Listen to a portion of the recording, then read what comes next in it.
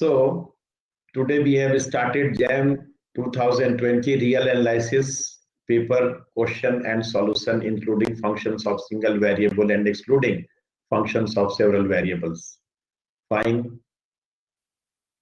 Part A contains questions 1, 2, 3, 9, 11, 12, 13, 14 and 28. एक बार जरा बोल दें रफ अंदाज में ही. Question number 1 is this. Let Sn equals to this, then this sequence is. कुछ करना नहीं है इसमें, ठीक है ना. Sn के पहले टर्म, दूसरे टर्म और तीसरे टर्म लिखे. पहला टर्म से दूसरा टर्म बड़ा, लेकिन दूसरा से तीसरा बड़ा नहीं होकर छोटा हो गया. So it is not monotonically increasing or decreasing, but its limiting value is unique, that is 1. Fine. Next question was this. Fx is this. तो f11 किस इंटरवल में है? 1 बताने के लिए हम f' निकाले और f' का साइन स्कीम दिए.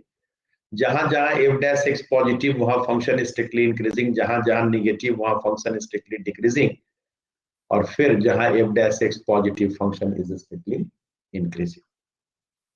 कोई डाउट? तो ऑप्शन नंबर डी में जो दिया हुआ था कि f is not 1 in 0 to 4, ठीक है ना.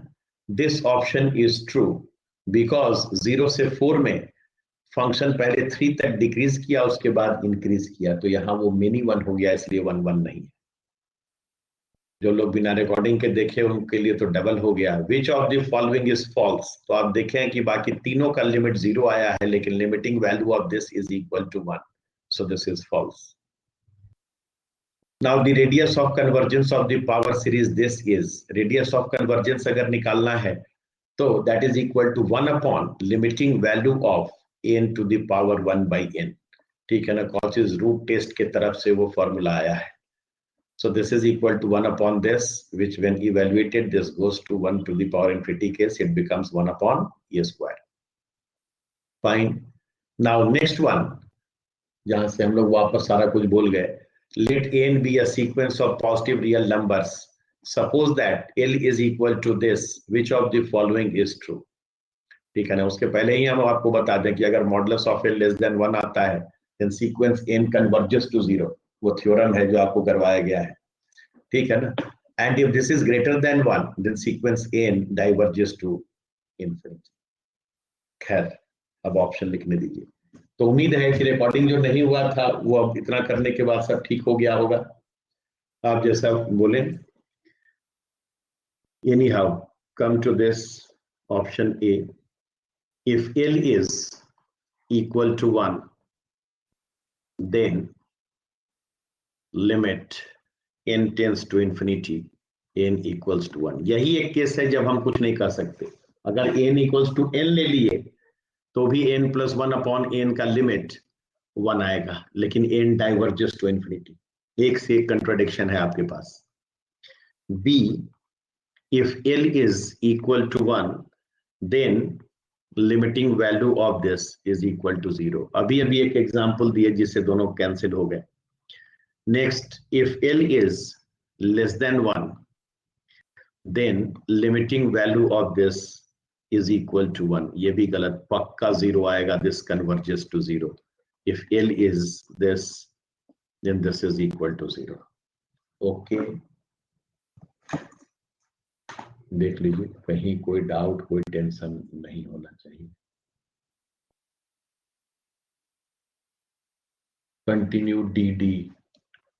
हाँ, क्या भाविया जी क्या पूछ रहे थे? डी, ठीक है ना. कोई ट्रबल? थ्योरम से बिल्कुल सॉलिड और सबों का सॉलिड है. तो I hope there is no trouble. रास्ते में ही सब कुछ बोल दिए, फिर कलम चलाने की भी नौबत नहीं आई. Next is question number 12. Define S1 equals to alpha greater than 0 and Sn plus 1 equals to under root 1 plus Sn square upon 1 plus alpha, where n is greater than or equal to 1. Which of the following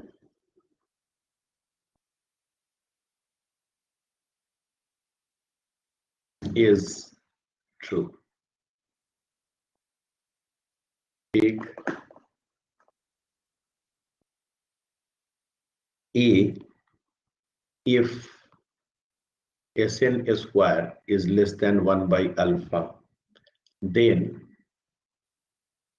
Sn is monotonically increasing, short लगा दिए हैं, and limit n tends to infinity, Sn equals to 1 by root alpha.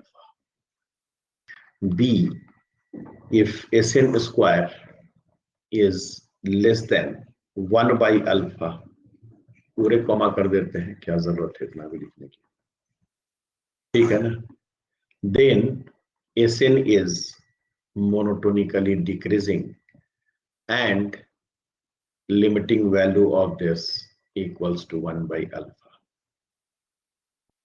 C if Sn square is greater than 1 by alpha, then Sn is monotonically increasing and limiting value of this equals to 1 upon root alpha. D if Sn square is greater than 1 by alpha, then this is monotonically decreasing, सब time pass है, is equal to 1 upon alpha. Question लिखने भर की देर है केवल. How to solve such questions? That should be crystal clear. Sn plus 1 under root में दिया हुआ है, यानी अंडर रूट में हम कुछ एनालिसिस कर ही नहीं पाएंगे इंक्रीजिंग डिक्रीजिंग का, तो Sn plus 1 का होल स्क्वायर लेंगे और उसमें से Sn स्क्वायर घटाएंगे और देखेंगे वो पॉजिटिव आता है कि नेगेटिव आता है, क्योंकि पहला टर्म अगर ग्रेटर देन 0 वगैरह है और अंडर रूट में फंसा हुआ है तो सारे टर्म पॉजिटिव आएंगे रियल की दुनिया में, इसको पढ़ते हैं positive square root.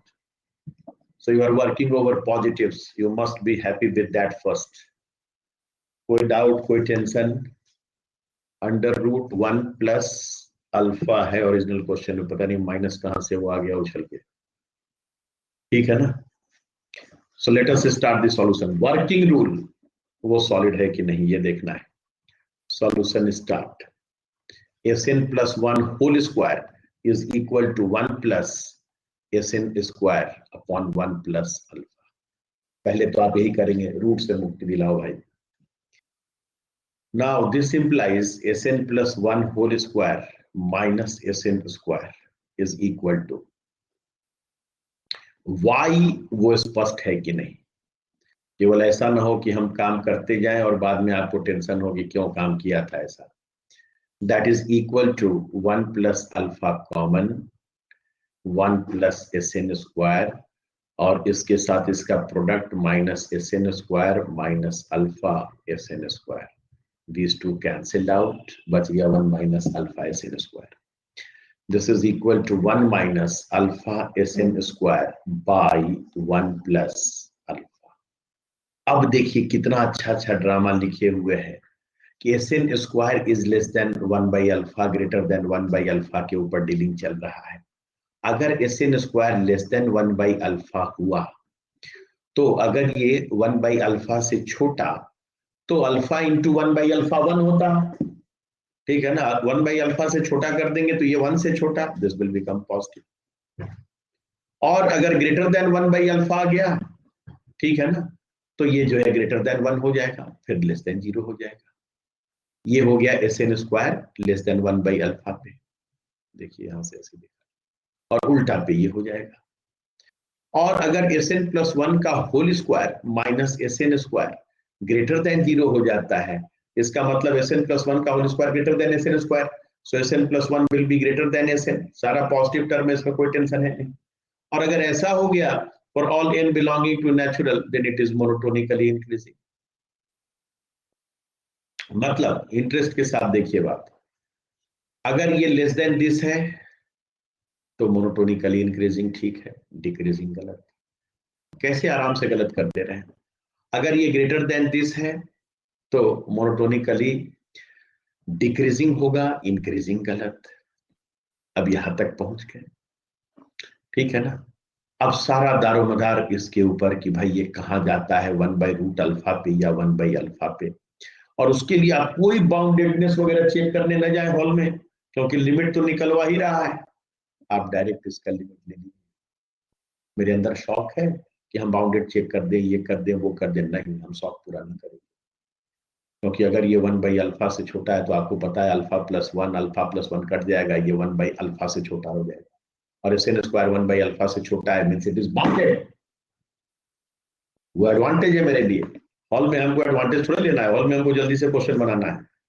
Taking limit of both side, limiting value of SN+1 का whole square is equal to limiting value of, ठीक है ना, एकदम आराम से ये सब चीज कॉन्फिडेंटली आ रहा है कि नहीं, ये सब देखना है। 1+SN² डिवाइडेड बाई 1+अल्फा, माना कि इसका लिमिट L है, ठीक है ना।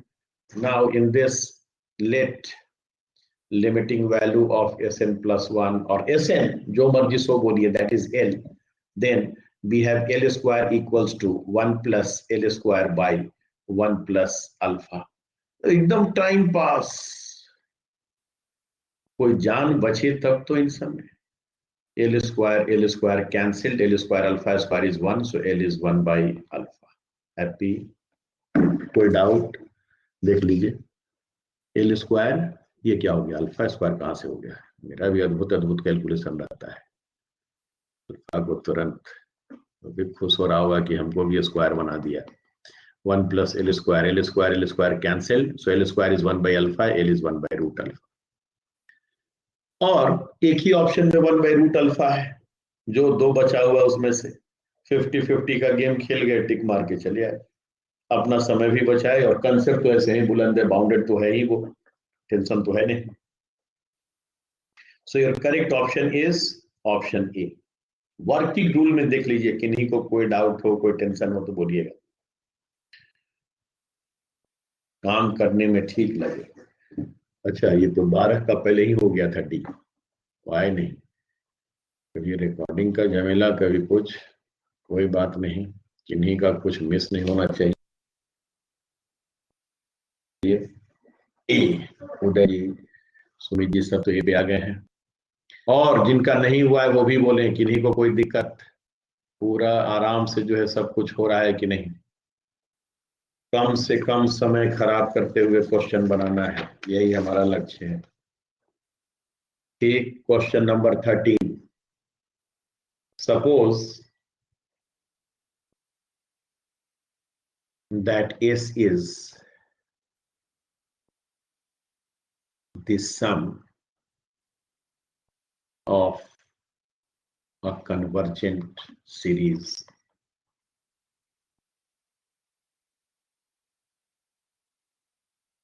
sigma an. Define Tn equals to n plus 1 plus n plus 2. Then the series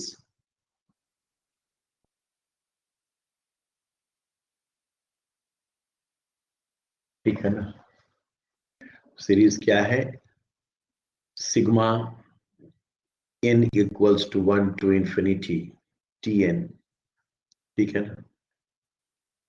options A diverges, option B converges to 3s minus a1 minus a2. C converges to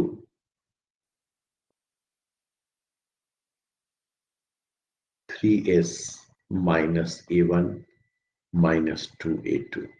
D converges to, तब bogus, मतलब question है थोड़े, answer में तो एकदम मजाक बनाए हुए, converges to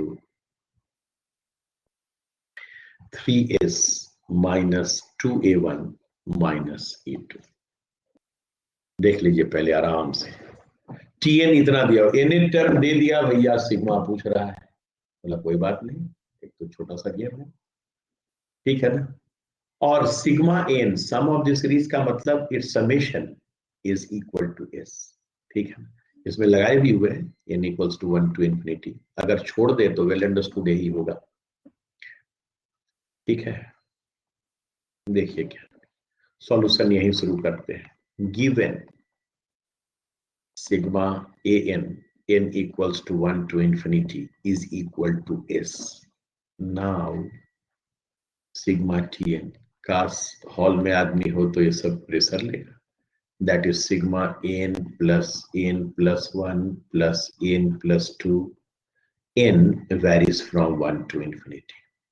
अगर n 1 से इंफिनिटी तक जाएगा तो इसमें a2 a3 वगैरह सब आएगा, केवल a1 नहीं आएगा. 1 से इंफिनिटी तक जाएंगे a3 a4 a5 आएगा, a1 a2 नहीं आएगा. So first one is sum to s, second one is sum to s minus a1, and third one is sum to s minus a1 minus a2. दो term missing, एक term missing, कोई missing नहीं. यार ये में लगता है जैसे हम लोग को जोड़ना नहीं आता है और एग्जाम देने पहुंच गए. ऐसा बुरा दिन भी आएगा क्या? Okay, so your correct option is option number D, in which we have 3s minus 2a1 minus a2. संजोग से इस स्लाइड पे है भी. So your option D is correct. I hope there is no problem in this. कोई दिक्कत? निश्चल जी और राशि जी का तो डी आया कि नहीं, और का कोई कष्ट हो प्लीज टेल मी. 13 का option D.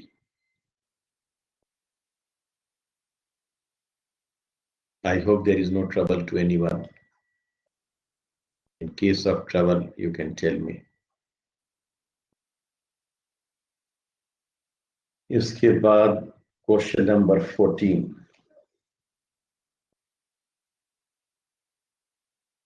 Let a be a real number if fx is equal to x plus a का होल स्क्वायर. ठीक है ना? When x is less than or equal to 0. x plus a का whole cube when x is greater than 0. ठीक है ना? कोई दिक्कत? Then a d2f by dx square does not exist at x equals to 0 for any value of a. B d2f by dx square exists at x equals to 0 for exactly one value of a. For exactly one value of a. Fine. Then this exists at x equals to 0 for exactly two value of a. D, this exists at x equals to 0 for infinitely many values of a. For infinitely many values of a.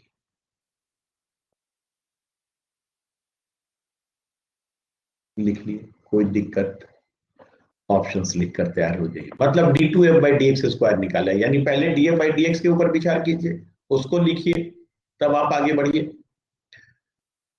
और d2f by dx square तक पहुंचने का सबसे सुगम रास्ता कि zero के पास बंटवारा करें दोनों का. एक है x प्लस a का होल स्क्वायर लेस देन और इक्वल टू 0 साइड. यही स्टाइल है ना वन लाइन रिप्रेजेंटेशन का फंक्शन का, x प्लस a का होल क्यूब. ठीक है ना? और 0 पे इधर साइड से आ रहा है. देख लीजिए गौर से, कोई ट्रबल? खूब आराम से देख लीजिए. अब एक इंटरेस्ट के साथ बात बताइएगा.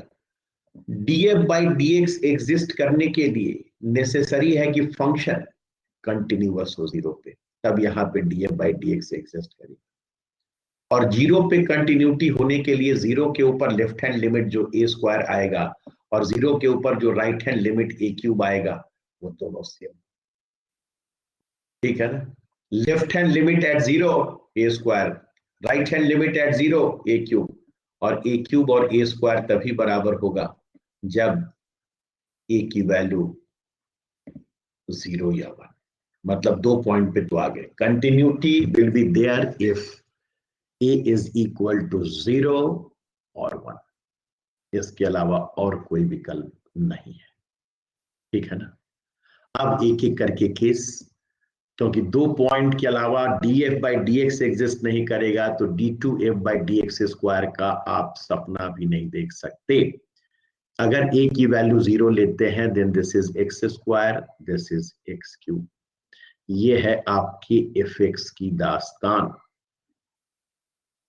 कोई दिक्कत। नाउ df बाई dx की बात की जाए तो 0 के लेफ्ट में 2x, 0 के राइट में 3x स्क्वायर, और 0 के ऊपर अगर हम लेफ्ट हैंड डेरिवेटिव निकालने जाएं तो 0, राइट हैंड डेरिवेटिव निकालने जाएं तो 0। ठीक है ना। तो 0 के ऊपर भी ये फंक्शन डिफरेंशिएबल है वंस, इसमें कोई दिक्कत नहीं है। ठीक है ना। लेकिन अगर d2f बाई dx स्क्वायर निकालने जाए तो इस साइड वैल्यू 2 और इस साइड वैल्यू 6x, जब x टेंडिंग टू 0 होगा तो इधर से 0 और इधर से 2, they are not equal. So at 0, second order derivative does not exist if a is 0. एक साहब का तो दुर्दिन आ गया।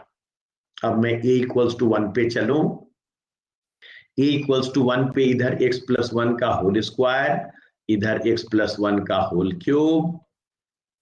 आराम से, कितना भी गंदा मेरा स्लाइड हो, कंसेप्ट गंदा नहीं होना चाहिए। Left hand derivative this, right hand derivative this. At 0 left hand derivative 2, at 0 right hand derivative 3, they are not equal. जब df by dx ही नहीं निकला 0 पे, ठीक है ना, तो d2f by dx स्क्वायर कहां से निकालेंगे? क्योंकि df by dx का एग्जिस्ट करना नेसेसरी कंडीशन है d2f by dx स्क्वायर के एग्जिस्टेंस के लिए। स्लाइड हम बदले नहीं। सो a इक्वल्स टू 0 के ऊपर भी सेकेंड ऑर्डर डेरिवेटिव नहीं, a इक्वल्स टू 1 पे भी सेकेंड ऑर्डर डेरिवेटिव नहीं, यानी जो 2 पॉइंट था दायरे में दोनों बर्बाद हो गया।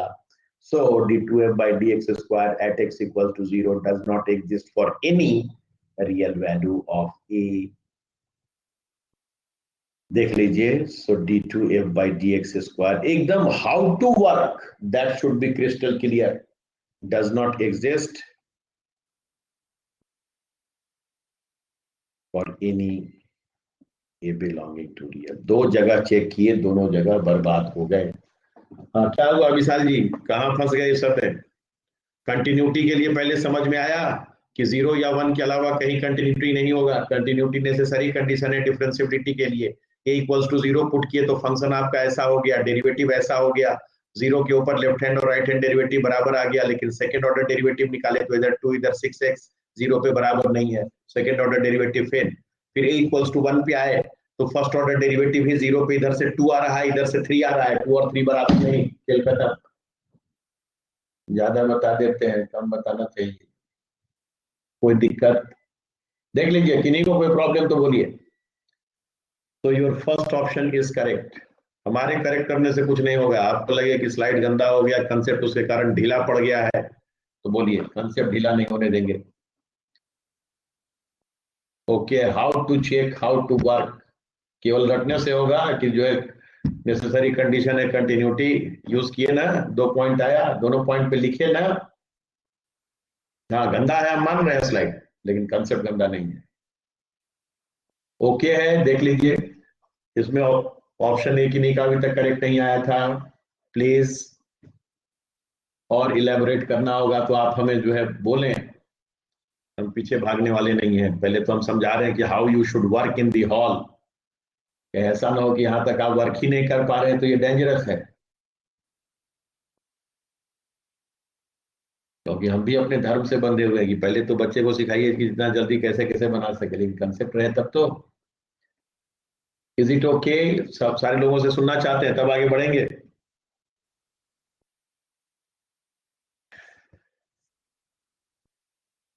अच्छा, नीचे है मैसेज, हम ऊपर इंतजार कर रहे हैं, देख लेते हैं। और कोई इसमें 28 नीचे मैसेज है। आपके साथ रिजन में है भाई।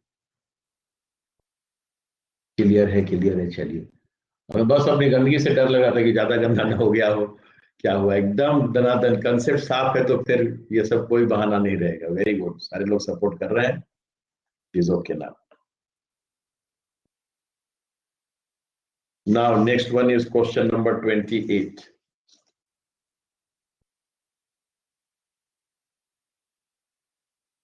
Let f from 0 1 to r, let f from 0 1 to r, ठीक है ना, be a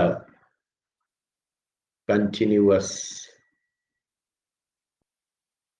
function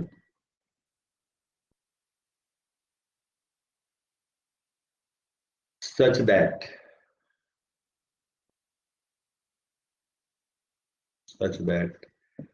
if half is equal to minus half and modulus of fx minus fy minus x minus y is less than or equal to sine of modulus of x minus y का whole square for all xy belonging to interval 0 to 1, then integral 0 to 1 fx dx is एक a mt sorry minus half, भी दूसरे question का option पढ़ रहे थे, -1/4 c, ठीक है ना, 1/4 d,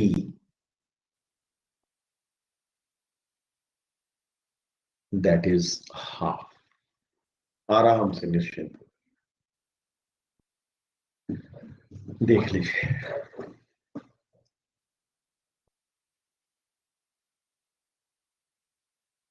fx minus fy minus this less than or equal to this, okay था ना। चलिए सॉल्यूशन में चलते हैं। कभी भी जीवन में आप ऐसे देखें ना, fx माइनस fy, ठीक, आप हमेशा x माइनस वाई से डिवाइड करके इसका लिमिट लेने के प्रयास में रहे, क्योंकि x माइनस वाई से अगर डिवाइड कर देंगे तो fx minus fy upon x minus y is derivative of fx at y, fx minus fc upon x minus c f dash c। ये सब डिफरेंशियबिलिटी का पहला लाइन है, आप उसको एंजॉय करते हुए जाइए, ठीक है ना। तो ये सब प्रॉम्प्ट करता है कि how to work, that is going to be crystal clear. इनके ऊपर ऑब्जर्वेशन आपका बहुत बहुत शार्प होना चाहिए।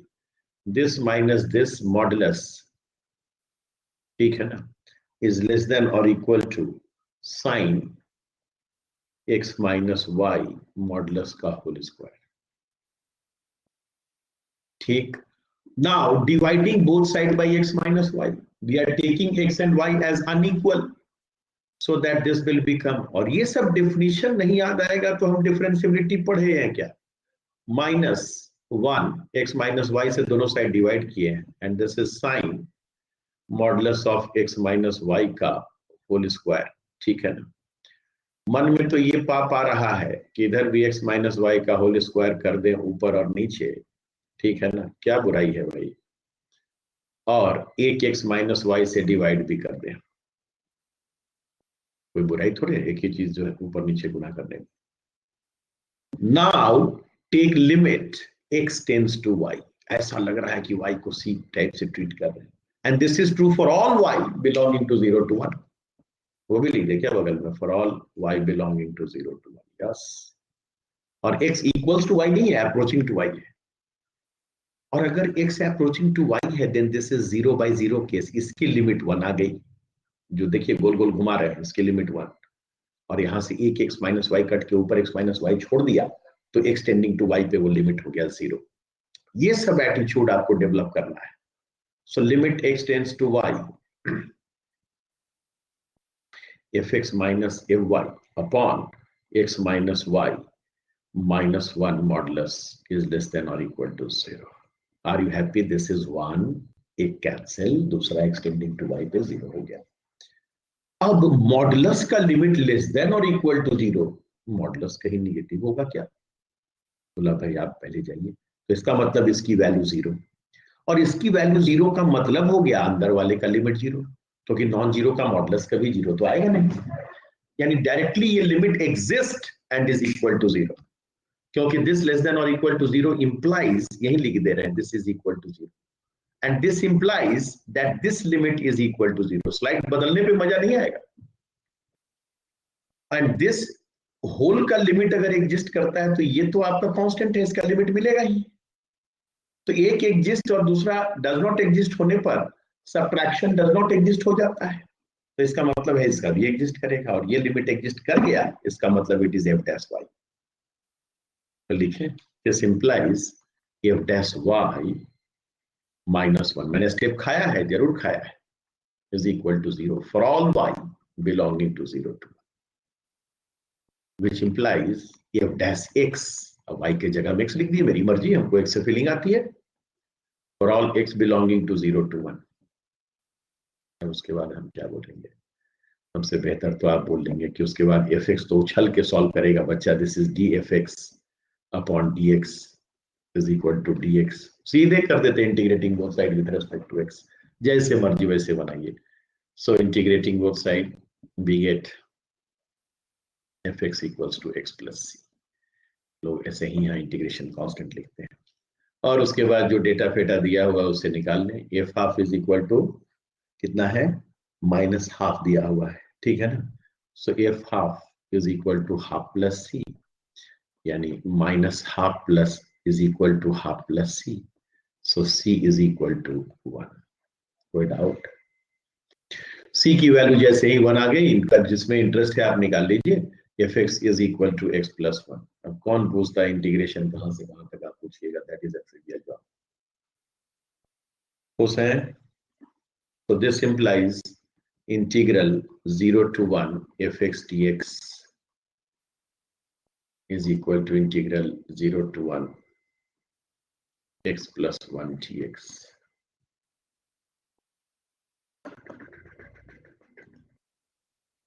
c is equal to -1. कुछ ना कुछ चमत्कार कर ही देते हैं, ठीक है ना. आइए, अच्छा हुआ कि टाइमली सुधर गया. x -1 working rule, very very sorry. कौन पूछता है क्या बना रहे थे, नहीं बना रहे थे, कैसे बना रहे थे, that matters. That is equal to x² by 2 - x 0 to 1. अब ये सब क्या समझाएं आपको, 0 पे 0 हो गया, 1 पे हाफ, -1 बराबर -1, ठीक है ना. So this is your answer. So option A is correct. Working rule is crystal clear और नॉट. हमारा ध्यान वही है, क्योंकि इसमें सीखने लायक यही एक पॉइंट था, वो हम फिर से आपको फोकस करेंगे. किसी चीज के मॉडुलस का लिमिट लेस देन और इक्वल टू 0 का मतलब इक्वल टू 0, और अगर मॉडुलस का लिमिट 0 आया, इसका मतलब अंदर वाले का लिमिट 0 आएगा, और ये कांस्टेंट है, इसके साथ इसका लिमिट जरूर एग्जिस्ट करेगा और 1 आएगा, तभी जो है 1 - 1 ये 0 बना होगा. यहां तक क्लैरिटी. और उसके बाद का काम क्या कहें, बच्चा वाला डिफरेंशियल इक्वेशन, दे दनादन सॉल्यूशन, दनादन कैलकुलेशन, और आपका आंसर यहाँ तक. ओके, किन्हीं को कोई ट्रबल है तो इसमें बोलिए, I am waiting for you.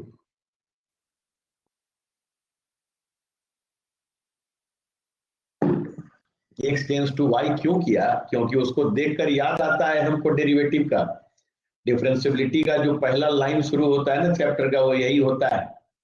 fx is differentiable at c if limit x tends to c fx minus fc upon x minus c exist. लीजिए, तो क्वेश्चन है डिफरेंशियबिलिटी का, इसको कहां का क्वेश्चन समझ रहे हैं विशाल जी? ये सब आश्वस्त कीजिए, वो सब केवल डिफिनीशन पढ़ने से नहीं होगा, देखकर याद आना चाहिए कि अब कौन सा डिफिनीशन लगेगा, तब न मजा है. fx माइनस fy और x माइनस y देखकर आपको चुनौती नहीं लगे कि डिफरेंशियबिलिटी का क्वेश्चन है तो मजा नहीं आया. अच्छा, आमंत्रण दे रहे हो इधर स्क्वायर वगैरह भी करके, कि x माइनस वाई से डिवाइड करें और इधर वाले को 0 बना के ऐसे से एफ डैश वाई का गेम खेलोगे? y is behaving like c। ऐसा तो पेटेंट क्वेश्चन है, कई एक बार आपको मिलेगा इस तरह का, कभी कुछ ड्रामा कभी कुछ ड्रामा, लेकिन f x minus f y देकर कभी कभी f x minus f y less than और equal to k times of x minus y वगैरह भी देगा, कुछ से कुछ देगा। आज के बाद एकदम गांठ बांध लीजिए कि वो डिफरेंशियबिलिटी के रडार का चीज है। एनी डाउट कि नहीं और को कोई शंका? देख लीजिए किसी तरह का doubt. This question is understood to everyone, then I will move forward. कोई हमारी तरफ से तनाव कोई दिक्कत, सब आप बोलेंगे। 14 और 28 दोनों बचा हुआ है टिक मारने के लिए, हम तो अपना धुन में ए, ठीक है ना, and 28 is also a, very good. देख लीजिए लीजिए विशाल जी, उस समय नेटवर्क उड़ गया था क्या? 10 मार्क्स ये हो गया। 14 मार्क्स का क्वेश्चन अभी केवल पार्ट ए में, अभी पार्ट बी में जाना बाकी है। इसलिए लिए ना कि हम बोले कि हमको एफ एक्स लिखने से फीलिंग आता है वेरिएबल का, हमको जो है एफ वाई से फीलिंग नहीं आता है। और अगर मिल गया कि दिस इज, कहाँ गया, f dash y equals to this for all y belonging to 0 to 1, तो f dash y equals to 1 लिखिए फॉर एवरी वाई, या एफ डैश टी लिख दीजिए, एफ डैश घोड़ा लिख दीजिए, एफ डैश गधा लिख दीजिए, क्या फर्क पड़ता है? गधा कहीं नाम वेरिएबल होगा that is varying from 0 to 1। एक साहब को देख के हमको अंदर से फीलिंग जगता है, लगता है कि हाँ आप सिंगल वेरिएबल में काम कर रहे हैं। तो मजा लीजिए, आपको टी से फीलिंग आती है, आप टी से फीलिंग लेके जाइए। आप f dash y equals to 1 करके एफ वाई निकाल लीजिए, कोई थोड़े रोकने वाला है। एफ डैश वाई का मतलब होगा d f y upon d y, d y के रिस्पेक्ट में इंटीग्रेशन लेंगे। तो डिफरेंट इंटीग्रल का ऐसे भी आपको रूल पता है। क्या रूल पता है? डिफरेंट इंटीग्रल जब आप करने जाएंगे तो एफ टी डी टी का करें या एफ एक्स डी एक्स का करें या एफ वाई डी वाई का करें, क्या फर्क पड़ेगा भाई? तो क्लैरिटी तो रखिए पहले। और साथ में ये सबों से जो इकट्ठा सवाल, क्योंकि पार्ट ए खत्म हुआ, मल्टीपल चॉइस क्वेश्चन खत्म हो गया है, तो मल्टीपल सेलेक्ट में जाने के पहले एक बार जो है आपका आश्वासन चाहते हैं कि इज एवरीथिंग फाइन, ओके? नहीं तो और करेंगे, अब उसी के ऊपर हम मंथन करेंगे। एक एक क्वेश्चन ओके है, मतलब भरपूर नंबर आप बटोर रहे हैं कि नहीं? क्वेश्चन नंबर कुछ भी जितना है, किसी क्वेश्चन में डाउट हो हम एक एक करके फिर से रिविजिट कर देंगे। आपके पास यहाँ 4 और 5 9 क्वेश्चंस हैं, ठीक है ना? ये सीक्वेंस का हो, फिर अगला क्वेश्चन भी जो आपका आया, ठीक है ना, जिसमें sign scheme of f dash x का यूज हुआ, दैट इज ओके। पिक्चर में कोई दिक्कत, लिमिट का सबसे bogus question, radius of convergence, जैसे देखे एन स्क्वायर वगैरह एन रूट याद आएगा, यहाँ यूएन अपॉन यूएन प्लस 1 या एन प्लस 1 अपॉन एन की याद नहीं आएगी। सब बोलते रहे अच्छी अच्छी बात, ठीक है ना? और एन प्लस 1 अपॉन एन, इसकी लिमिट अगर एल है और एल लेस देन 1 है, शानदार कन्वर्जेस टू 0। इसके ऊपर कैसे काम किए, मोनोटोनिकली इंक्रीजिंग बताते हुए झट से लिमिट निकाले, हर पॉइंट आपको। ये तो खैर अति bogus, n plus 1 n plus 2 देके कह रहा है, एक टर्म छोड़ दिए 2 टर्म छोड़ दिया, बताओ सम क्या होगा? छोड़ दिए तो उतना घटा देंगे भाई। तो ये सब एटीट्यूड की हॉल में कलम ना चले मेरा, मुझे तो नहीं लग रहा कलम चलाने लायक कोई खास सवाल भी था ये सब। यहाँ पे पहले कंटिन्यूटी तब डिफरेंशियबिलिटी, ये सब गांठ बांध के आगे बढ़ना है। फिर से हम एक बार रिकॉल कर दे रहे हैं सारा कुछ, ठीक है ना? इसके बाद इसमें इंटीग्रेशन का मतलब इसको देख कर कि एक्स माइनस वाई से, ठीक है ना, डिवाइड करके लिमिट एक्सटेंडिंग टू वाई लेंगे और एफ डैश वाई की वैल्यू हर जगह निकालने का प्रयास करेंगे। Okay, working rule crystal clear, सारा कुछ देख लीजिए, खूब आराम से देखिए, तब हम अगले